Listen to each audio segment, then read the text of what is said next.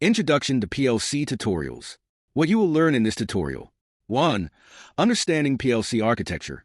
Exploring the building blocks of a PLC system. 2. Programming basics.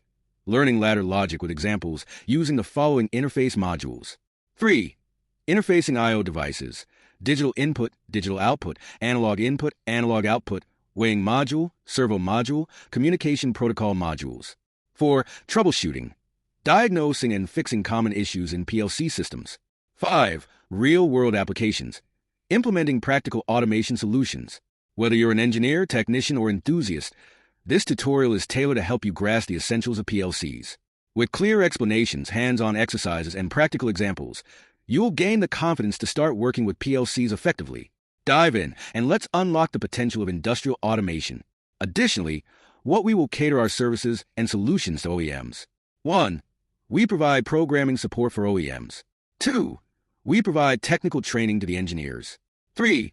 We share our solution and support for the application challenges.